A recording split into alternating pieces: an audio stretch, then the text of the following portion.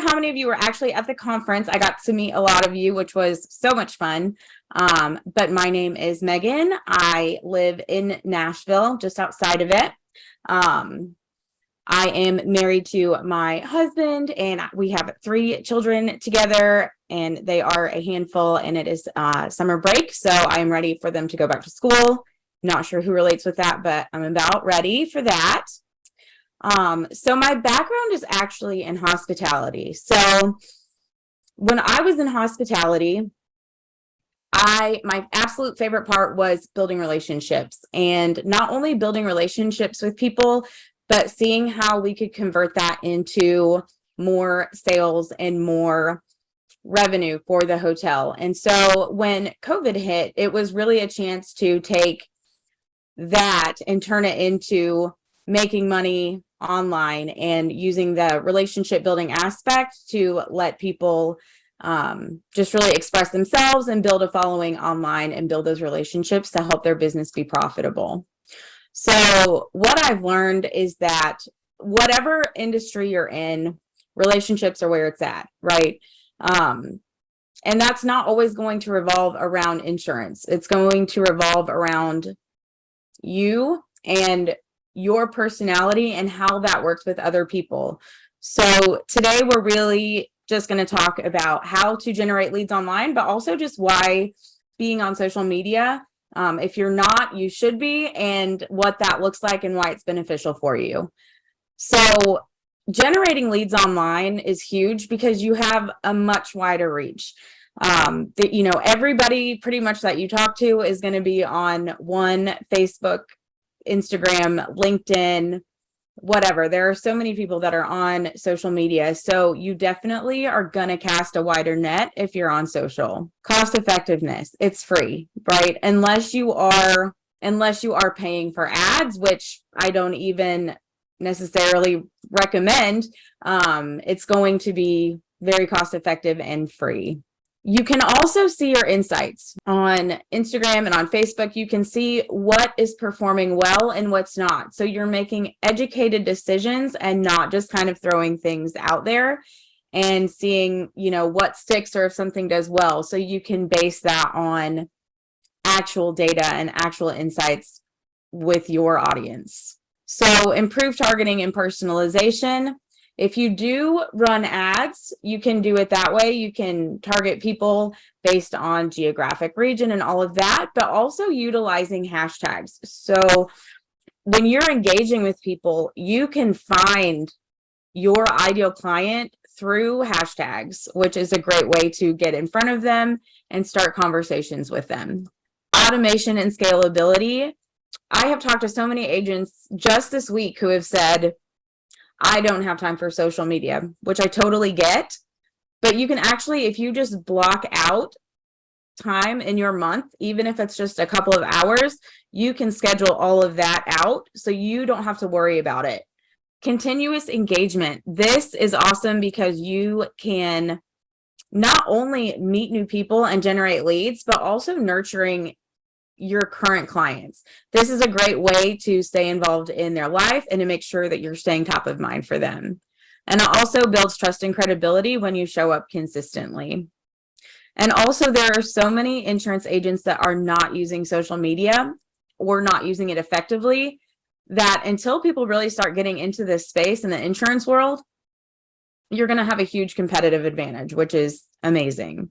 Today, we're going to talk some more about the benefits of using social media, understanding online lead gen and what it looks like, building a strong presence online, utilizing social for lead gen, nurturing leads, and then we'll be sending you out of here with an action plan. Okay.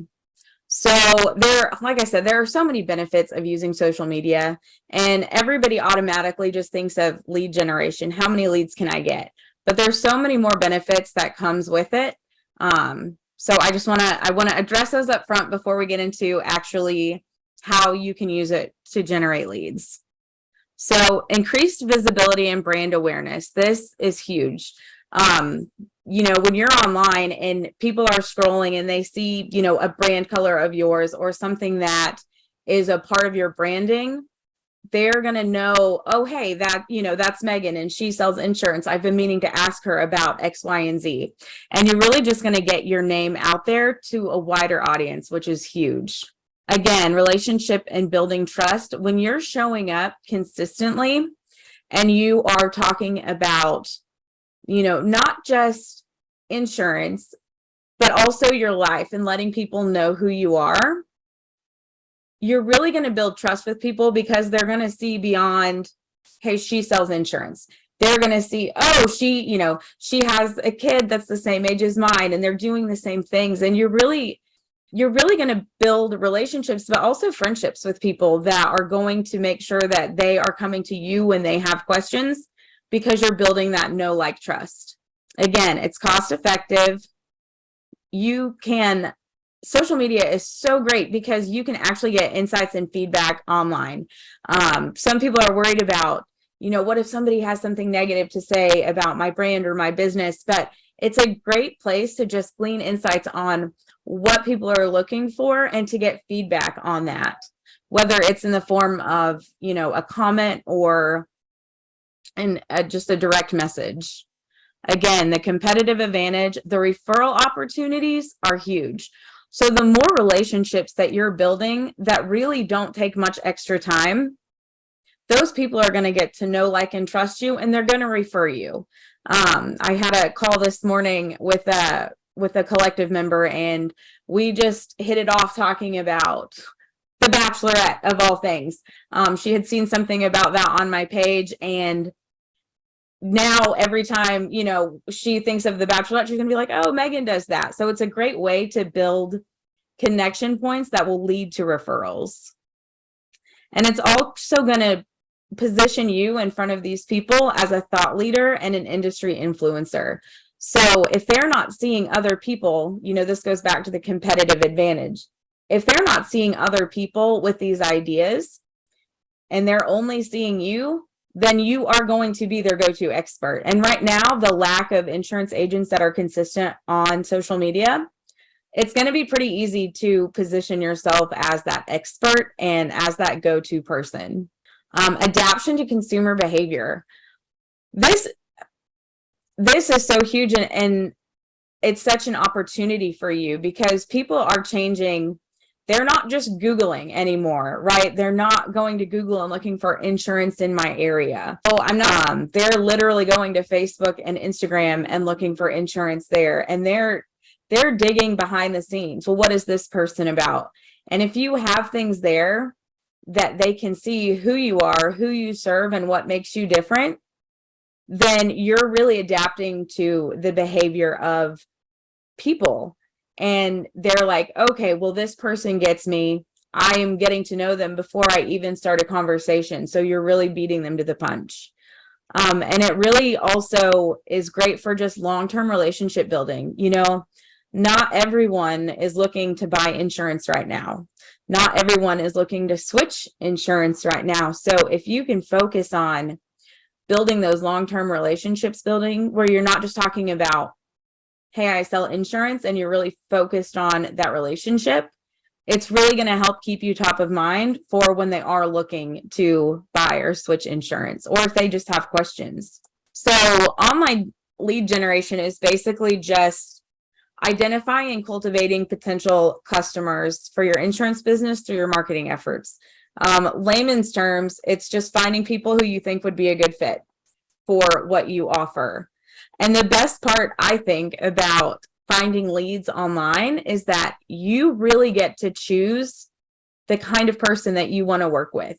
Like, let's say your favorite people to work with are single moms. You can target finding single moms online, whether that's on Facebook or Instagram. You can look through hashtags, you can look at different groups people have, and you can find the people that you like to work with.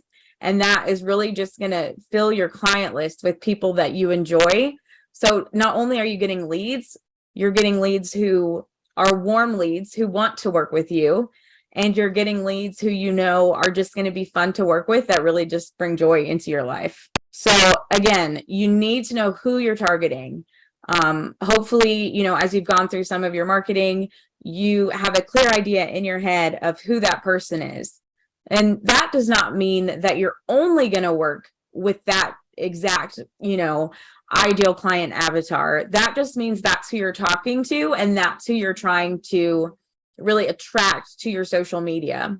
And again, I've talked to so many agents who, they get the phone list and then they call the people and then people are mad, and it's frustrating, right? Like, who's been in that rut where you're calling people and they're like, stop calling, yada, yada. And it's just frustrating, right? Here, you're talking to people that you already have a relationship with. So they're going to be solid leads, and you're going to know that they actually want to talk to you and they're looking forward to talking to you. So that is going to make your day quite a bit easier. And, consumer behavior is shifted toward online research and engagement.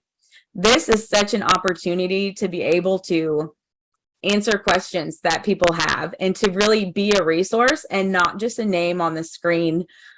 This allows you to have a two-way dialogue. You can be a resource when people say, I have insurance, but I don't really understand X, Y, and Z. When you become that resource for them, then that is going to, again, build your know, like, trust and build their confidence in you so that you are going to be the agent that they want to work with. Okay, so we know that it's important to be online, and having that solid, consistent presence is super important. But how do you do it? Personal branding is probably, I could talk forever on this. And I will do a training later. It is my absolute favorite. This is really the secret sauce of how people get to know you and you become the only agent that they want to work with. Content marketing, picking relevant platforms where your people are, and community engagement. So we're going to get into all of these things right now. Okay, so if you have not already gone through and really dug into your personal branding, there's a QR code down there that you can scan to get a free workbook to just kind of work your way through, your brand's mission and vision statements and everything else that we're going to discuss here. So feel free to grab that. So your brand mission statement, this is really your core values and your purpose. Why do you do what you do? How did you get into insurance? Why does it matter to you? And I'm sure you've heard this saying, people don't buy what you sell, they buy why you sell what you sell. And that is so important. If people can see your heart behind it, that's going to make a big difference and really help you stand out in their mind. So just knowing, writing it down on paper and having that, your core values and your purpose, that is huge. Your vision statement is a little bit different. It's what you want your business and your brand, what you desire in the future. It's just like an overall encompassing statement of why and what you stand for. So they're a little bit different. And again, the workbook will break that down for you. Also, to have a strong personal brand, you really need to identify your ideal client. So again, you can work with people that are outside of that, but in the online space, you are going to want to bring in and attract those people that you want to work with, who will be a good fit. When you know and understand them, you can speak directly to them. You want your ideal client to be scrolling past your content and they say, oh my goodness, is she talking directly to me because I just had this thought or I just had this question? And when you know them inside and out, then you'll be able to create that content. And when you understand who they are, then like a puzzle, you can understand and express to them how your brand's mission and how your brand's vision correlate to fixing the problems. I know that you've heard that your job is to fix the problems of your ideal client. How can you use your mission and vision directly to fix those problems? Once you do that, that is like the perfect match. And your brand personality, this is so much fun. Every brand should have a personality. Otherwise, you're literally just going to be in a sea of sameness, right? If everyone's posting the exact same graphics and the exact same verbiage, you're not giving your audience anything to connect to. So if your brand was a person, what would it be like? Would it be more calm and subdued and just comfortable, friendly? Would it be super excited and outgoing and, super loud? really take time to think about what you want your brand to come off as. And it should have a lot of you in it, because you are the face behind the brand. And if if you're more quiet and a cozy kind of person, but you want your brand to feel like super loud and outgoing and all of those things, that they're not going to match, and people are going to feel the inauthenticity of that, and they're not going to buy it. So it really needs to be you and your personality, and maybe just like adding a little bit of extra flair for the online space, but it should really just be a good reflection of who you are. So we call this, in the collective, we call this your brand ingredients. So in the collective, our mindset is really about, it should be more, your Facebook and Instagram page should be more like hosting a dinner party, not having a sales pitch. So you're inviting people into your world. And so what we're doing is we're creating the ingredients that really add flair. So this is the secret sauce, what helps you stand out to your people in the online space. It's what people are going to see and they're going to connect with. And it can be something, I had for a while, I was doing everything bagel seasoning on my avocado toast. And let me tell you, the amount of people that connected with that everything bagel seasoning and all of the different recipes I got for that, holy moly. We talked more about everything bagel seasoning, which I did not even intend to be a thing. And more people wanted to talk about that than social media. But that is what's going to open doors and lead to conversations.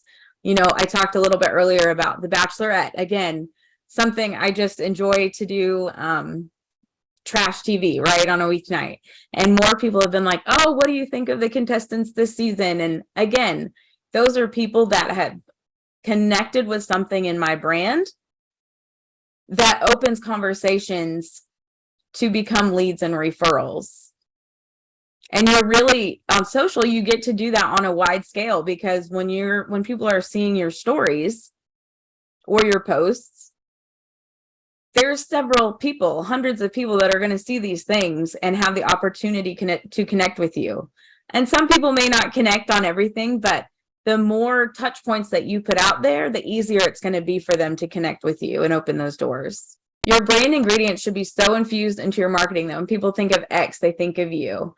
So whatever that is, the lady this morning with The Bachelorette, I know that the next Monday, when she goes to turn on that show, she's going to be like, oh, I wonder if Megan's watching. And it's really going to be able to keep you top of mind. So I would say pick a handful of, brand ingredients, maybe 5, and keep infusing them into your content so that you can stay top of mind. And I would pick ingredients that are ones that your ideal client would have as well. So I love working with women, and a lot of them are moms, and that's just kind of their me time, right? So I know that they're out there watching The Bachelorette too, and I know that they're going to enjoy having those conversations. And so I know that that is going to be a likely connection point. And so just think through connection points that you might share with your ideal client and really focus on infusing those into your content. So content marketing, it is a way for you to educate your audience and guide them through the insurance process, but it's doing it in a way that really has your personality in it. So your goal is to provide value and to really be a resource. There's so many agents I see that say, call me for a quote today on every post. And people honestly just get tired of seeing that and feeling like they're being sold to. You want to be able to be a reference for them and a guide for them, but you don't want to come across as you are literally only there to sell. People love to buy, but they hate to be sold to, right? When people are on Instagram and Facebook, they are there to hang out and just to connect with other people and to relate to other people, not to be sold to. So when you come at it with that mindset, it's really important to focus on, yes, providing information, but making it fun and easy to digest. It really just needs to be spiced up and simplified, so it doesn't come across as boring or salesy. So your content marketing should make your audience say, hey, this brand gets me, not, oh, they're trying to sell me something. So again, you want your ideal clients to feel like, hey, they understand my struggles, they understand my pain points. I'm going to ask her for advice, or I'm going to ask her for a quote, because her values and the things that are part of who she is understands and really relates to me as a person. So I trust her enough to go to her with my questions. So another question I get a lot is, what platforms are best for insurance agents? You know, most people think of LinkedIn as the place to be active. And mostly I would assume because it is more business related, it's more professional. But that's not necessarily where you want to be meeting people. People are there with their guard up, only thinking about business. And if you're coming at it from a relational standpoint, if you're coming at it from a, hey, I really just want to get to know you, what are you watching tonight? Did your kid win his baseball game kind of thing? People are going to connect a lot more with that than they are with, hey, read this new blog article that we have on insurance. Because nobody's going to click that blog article, but somebody's going to be super happy to tell you how their kid did in their baseball game. So while LinkedIn is getting more personal, but it's not there yet. People are not building relationships on LinkedIn like they are on the other platforms. So to build genuine, lasting connections that will lead to referrals and leads, there has to be a relationship first. Otherwise, you just look like anybody else trying to sell them something. If you have that relationship first, that's the ticket. So the bottom line is this: you need to know who your ideal client is so you can show up where they are. And if your ideal client is businessmen, 30 to 60, who whatever, then LinkedIn might be the place to go. But if you're trying to reach more, women or men who are just more casual, to build those relationships, my suggestion would be to really live in the world of Facebook and Instagram. And then from there, breaking it down on, age is a big one. So if they're a little bit older, then Facebook is great. If they're a little bit younger, Instagram is great. But just ask them. If you have a handful of clients that you love, ask them where they hang out online, and they'll be happy to tell you. And that can help you, get a sample of where they're hanging out, so you can show up in the place where more people like them will be hanging out. Okay, community engagement. Don't just post. Yes, you should be personal, but it shouldn't just be about you. We all have those people we know that you're talking to them and you just know they can't wait for you to stop talking so you can say something, whatever it is that's on your mind. But when you take the time to look at social media as serving other people and being a resource, you really need to take the time to get to know who you're talking to and to realize that it's not all about you. So what does that look like in theory? I love to batch create content and schedule it out, because then I know that it's taken care of.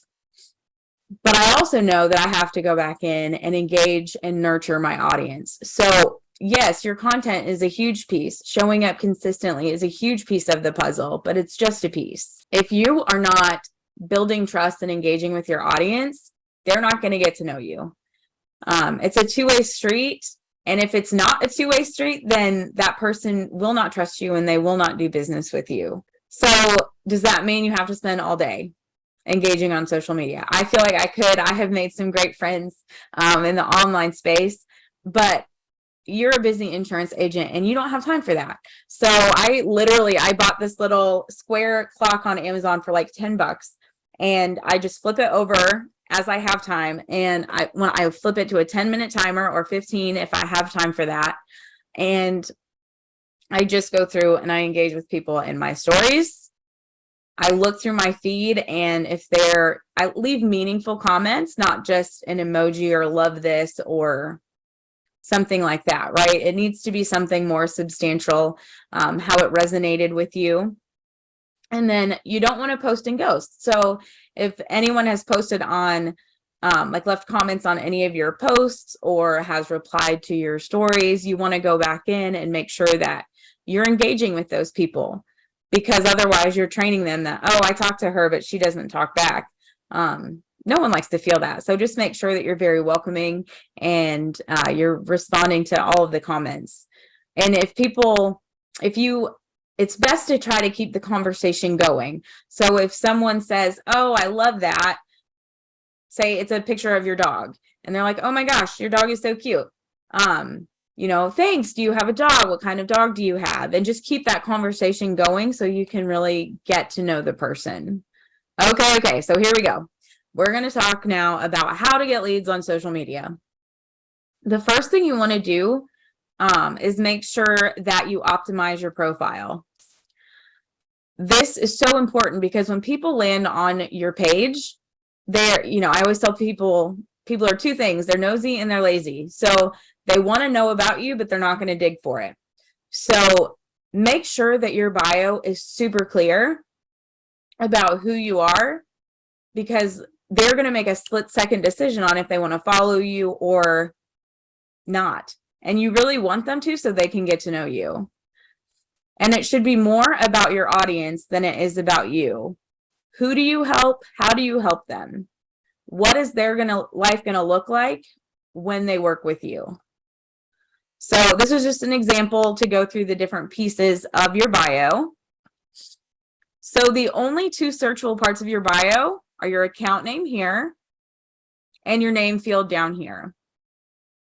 So I would definitely suggest using words that your ideal client is going to search for, anything that they would type in Google. So insurance, obviously, or insures, something along those lines. And then you definitely want to have your name as well.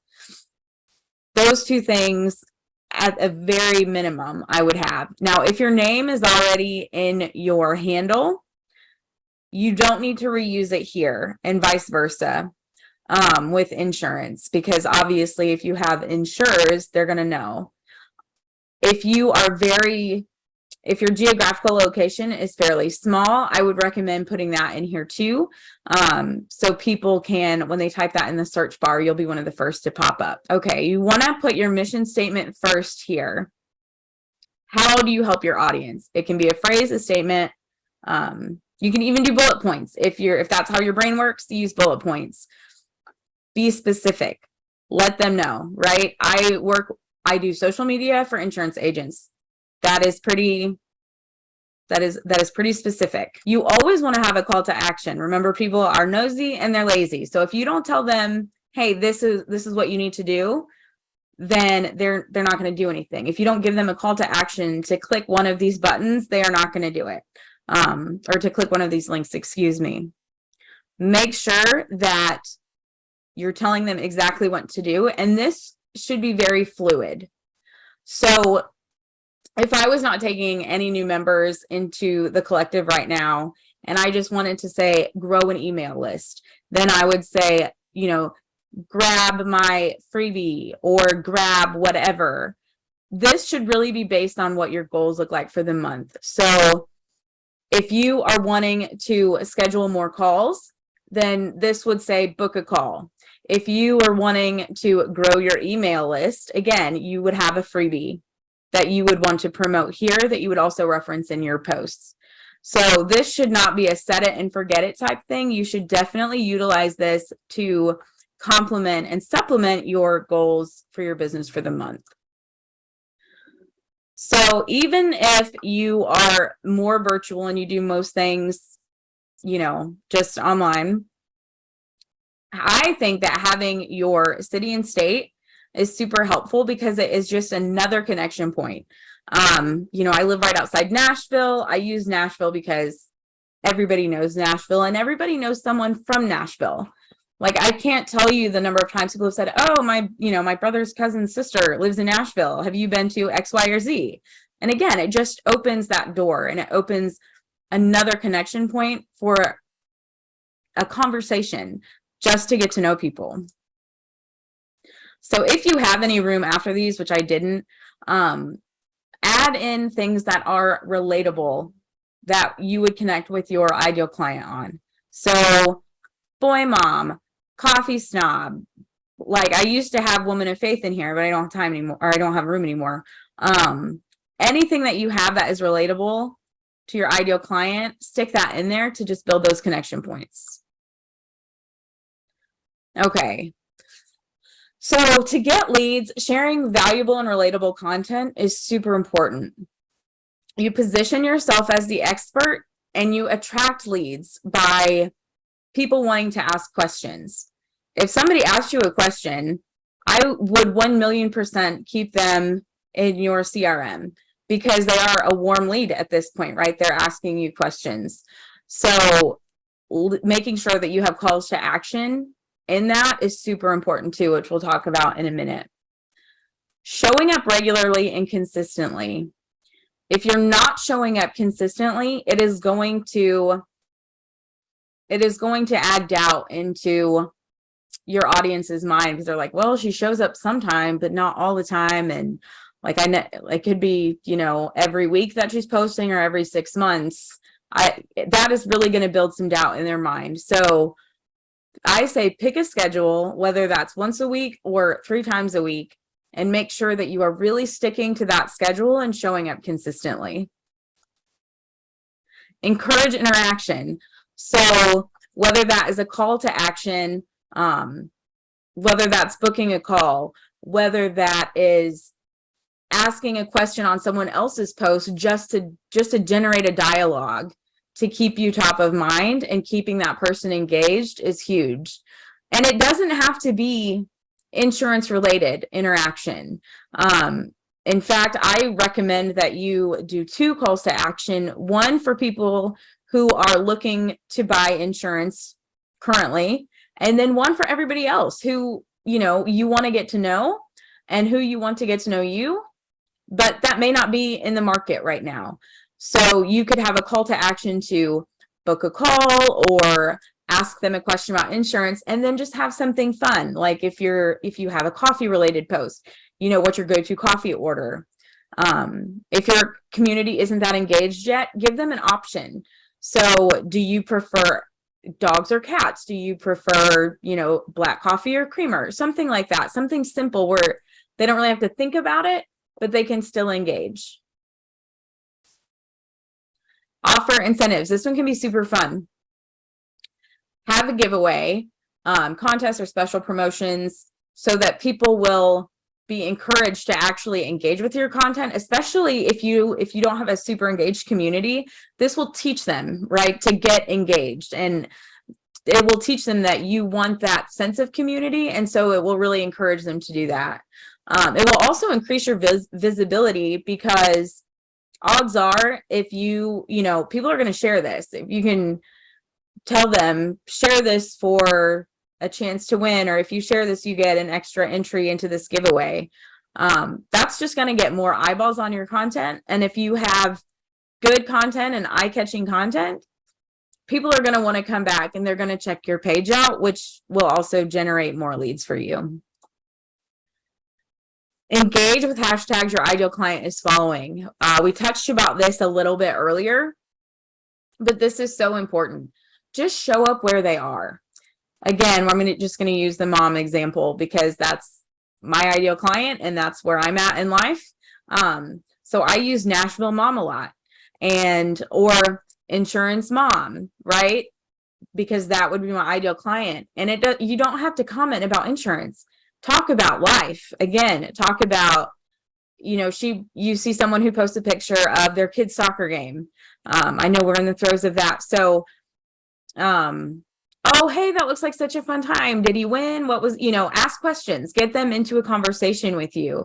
And if you just take 10 minutes of your time to engage with hashtags, the amount of engagement that you're going to get is going to be huge.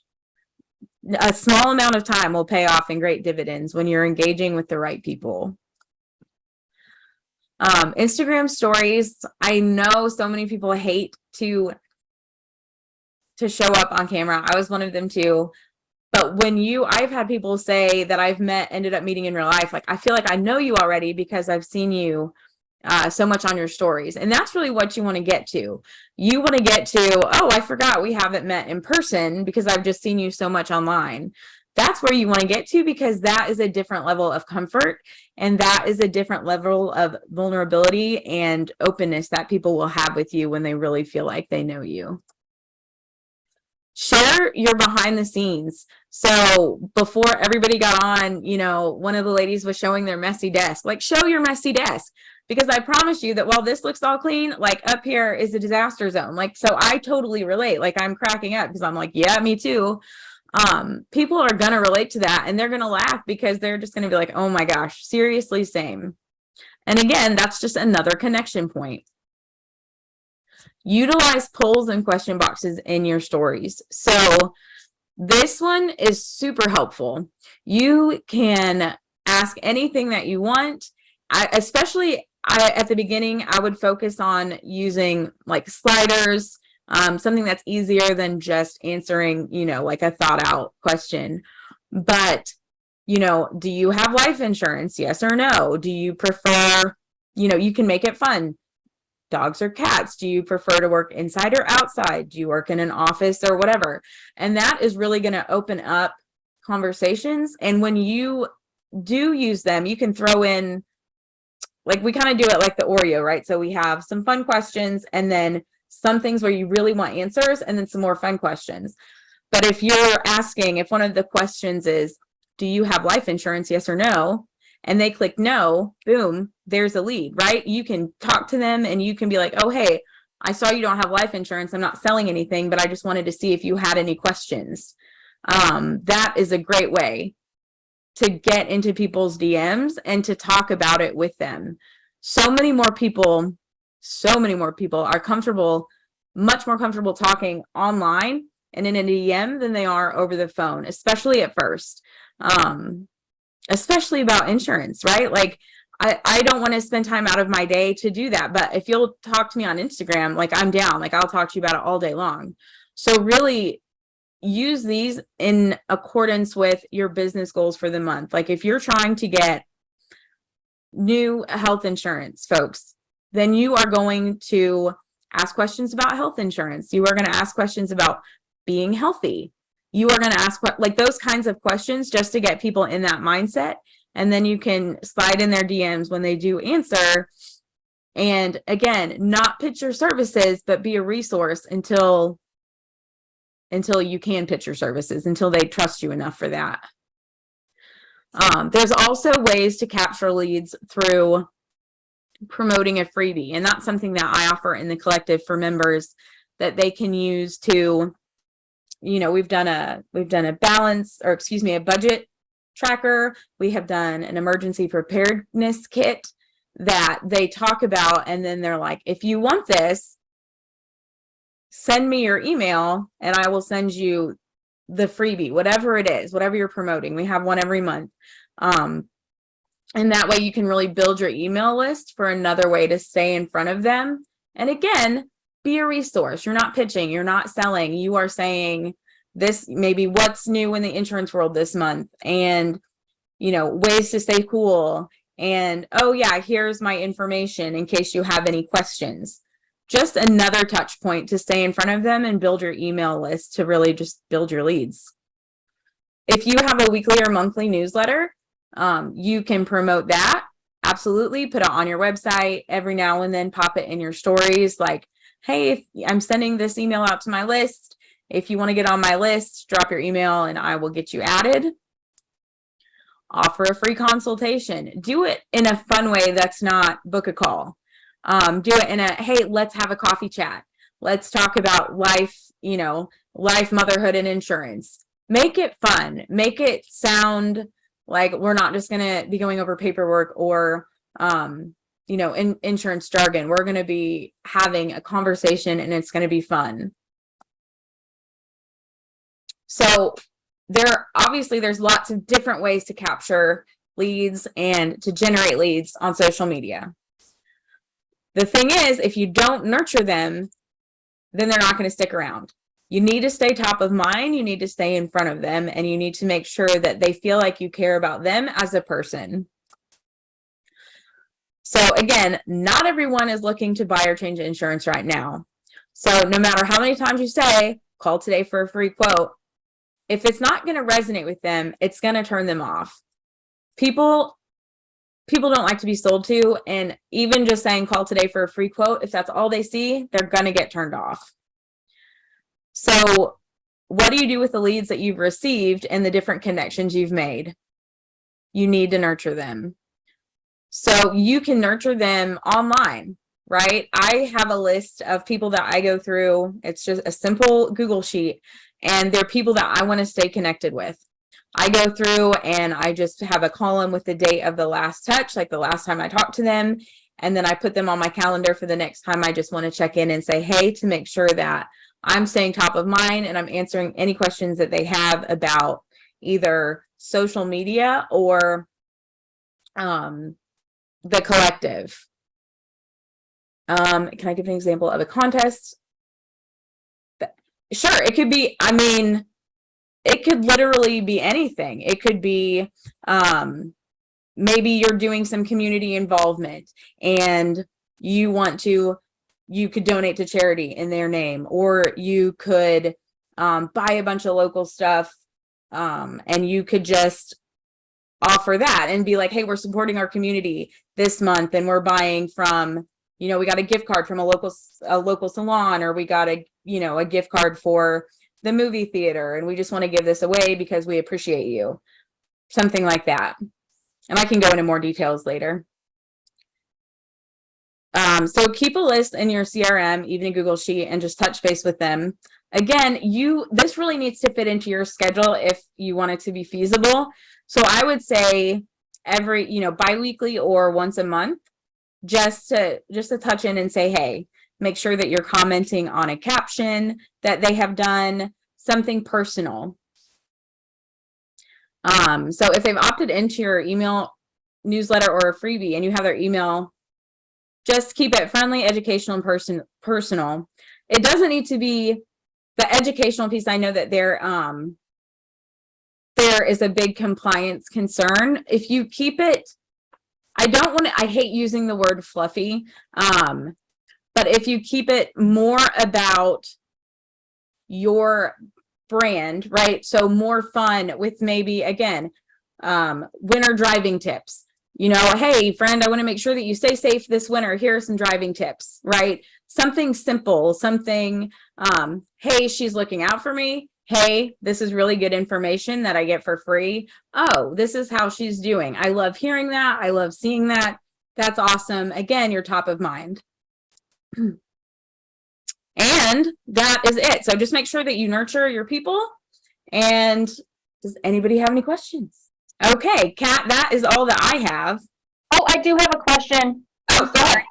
No, you're good. So this is all fantastic information, but the hard thing for me is I'm not promoting a personal brand as much as it's the whole agency. So I'm having a really hard time doing that. Does that make sense? Because we have separate agents. So who am I focusing on? Like, how would I personalize this a little bit more? Well, so it would depend.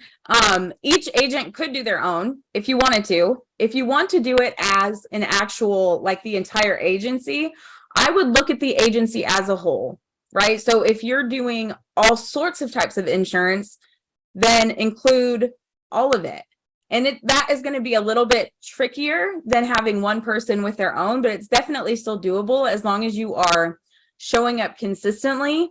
Are the people that, like your ideal client, are they similar or are they completely different? Completely different. Okay. All three completely different. Yeah, Medicare, group, and individual. Okay.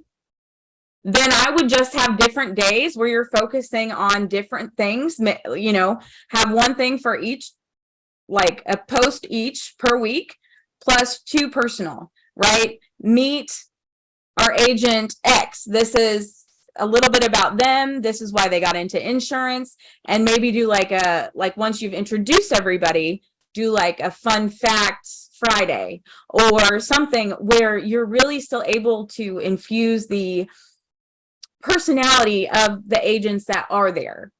So, and it would be rotating through, and maybe that would be a great way to, hey, this is Jim and he specializes in Medicare. What questions do you have? Like, have him on a story, and what questions do you have? And just leave a box. You know, when you say something like, I'm not going to sell you anything, but I want to answer your questions. What can Jim answer for you today? Awesome. Thank you. Yeah, absolutely.